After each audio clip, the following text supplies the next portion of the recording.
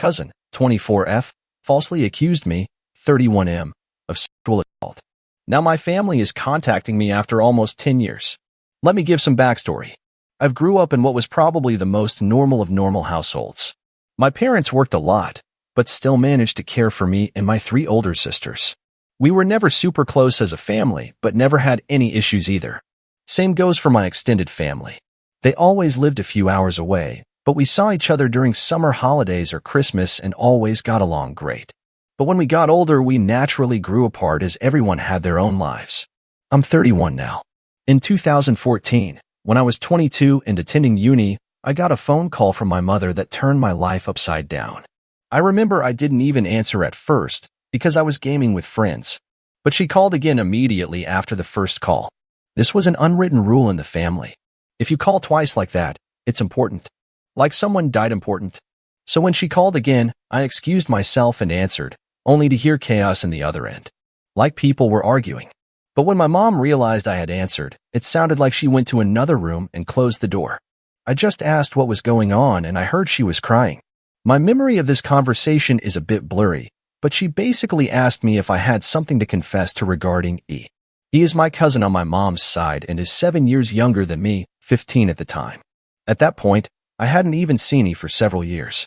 I just said no and asked what this is about. She just cried even harder and started accusing me of actually assaulting E back when we were children, that he had told everything to my sister, and that my sister told my mother and my aunt. He had told them that back when she was 9 and I was 16, she'd been playing in my room when I came in and started feeling her under her clothes and kissing her. My mother screamed at me to say something, but I couldn't even speak. It was all so absurd. I remember thinking that must be some bad joke. The last thing I remember saying was that it's not true and that E is lying. But then my mom goes on saying that how he gave such a detailed description of where and how. Then she kept asking something like, "Did you do this? Did you do this?" And I just screamed back at her, "No," each time. It all ended with my mom putting me on speaker and both my mom and dad saying that they don't want anything to do with me and never to contact them again. 2 of my sisters texted me later that day, pretty much saying that I'm disgusting, and then blocked me. I know it's weird, but after that call I went to have a long shower. To this day, I still don't know why I did that. After calming down, I started calling and texting everyone, even E. No one answered, and the ones who hadn't blocked my number by then quickly did so. The only thing I heard back was from my father, who texted me to stop contacting them and that they need to heal. That was 9 years ago, and I haven't spoken to anyone in my family since that day. To say this effed me up is an understatement. I was living in a haze for weeks after that and hardly ate at all. It didn't help that this was right before I was supposed to defend my bachelor's thesis and was already stressed out. Luckily, my co-writer sensed something was up and saved me by controlling the conversation so that I got the easy parts. Without him, I'm sure I would have failed. Needless to say, no one came to my graduation. Then started the worst period of my life. I spent the first year expecting the cops to knock on my door and arresting me for sexual abuse. I didn't land any jobs, just living off my saved money. I drank a lot and did oxy. I also grew resentful and violent. The only reason I didn't hurt anyone is because no one was around. My neighbor called the cops on me once after I had smashed a glass, but I managed to convince the officers that I had just dropped it, and they went away since there were no others inside my apartment. Instead of sleeping, I spent my nights planning how I could hurt E and make sure no one ever found out. Even thinking how I could actually do the things she'd accused me of, but much worse. I know, I'm not proud of that. I landed my first real job in my field in late 2015. Only then did things start to improve. I focused all my time on my job, as it gave me something normal to do. Recovery was a slow process, but I drank less, sober now for 4+ years, and smiled more. I lived cheap and earned good money, so I made a point of buying myself a nice gift for my birthdays, a VR headset, a motorcycle, Lego, etc. And last year I moved from my shitty apartment and bought a small house. It was an old dream of mine to have my own garage and a garden to care for. This has boosted me even more. So my life is okay now. I still got problems. I've been on antidepressants for the last few years, and while they help, it's not in a happy way. They simply remove the dark thoughts and replace them with dead ones. My trust in other people is close to non-existent. I've tried dating, but only been on 2 dates with 2 different women. It's really hard to speak like a normal person when it comes down to it. And what would I tell a potential partner when she asked about my family? Oh, you know, they accused me of a heinous crime and we're not talking anymore. But I didn't do it, I swear. My field is very male-dominated, so the only woman I really speak to is my therapist, who I like a lot. If this text was difficult to follow, I apologize.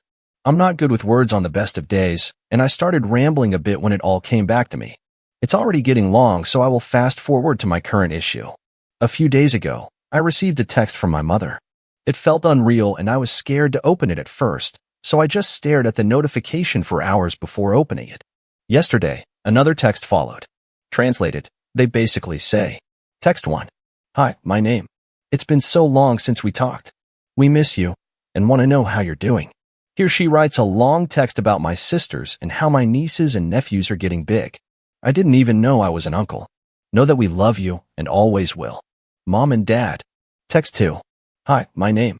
We understand if you don't want to talk to us after what happened, but please listen. Last month, the subject of you was brought up at a family gathering. During this, you was downplaying everything that had happened to her. It got so awkward that she finally admitted that nothing happened and that she probably just dreamed it. We were all appalled by this. When we last spoke, we wanted to protect E and did the only thing we thought we could do. We know that's not excusing how you were treated. What he did was wrong and we're all angry at her. We have called everyone that knew and told them the truth. We all want to speak with you, and your sisters want you to meet their families. Please write back if you can find it in you to forgive us. Mom and Dad. So yeah, that's my situation right now. I haven't answered, but they no doubt know I've seen it. Truth be told, I'm seething. So many old, shitty memories are now stirring again.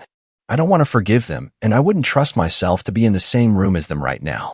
Part of me wants to call my family and unleash everything on them, to guilt them with everything I went through until they all hit their rock bottom, then dedicate my life to make my cousin's life as miserable as possible. The other part wants to ignore them and continue with my okay-ish life with my motorcycle and my garden to keep me company. I don't have any friends. The only people I speak to are my coworkers, but we're not really close. I've called my therapist's clinic, but they told me she's on vacation and won't be available for weeks, and I don't want anyone else than her. So that leaves internet strangers. So please, where to go from here? Do I ignore them and continue as is? Or do I answer? And if so, what do you even write? I'm pretty sure meeting them in person would be a bad idea for a foreseeable future, but I'm not even sure how my life can improve from picking up those old threads. As embarrassing as it may sound, I've dreamed about the day when they apologize to be them throwing themselves to the ground and kissing my feet. Texting seems so anticlimactic now. Edit. Holy shit. I went to bed yesterday after answering a couple of comments. I was happy then when someone just said to wait for MT therapist to come back, something that had flown over my head. Now there's 1,300 comments. I can't possibly answer all, but I'll try to read all when I get home from work. I just want to address something I saw a few people mention, that my therapist wouldn't leave for that long without telling me. I don't know how this works in other places, but this is a state-run clinic, no hourly rate or anything. I got assigned to her when first going there, which means she will continue to get me on meetings that follows. But that is not 100%. If she's on leave or sick, I might get someone else. 4 to 6 weeks of vacation is not uncommon.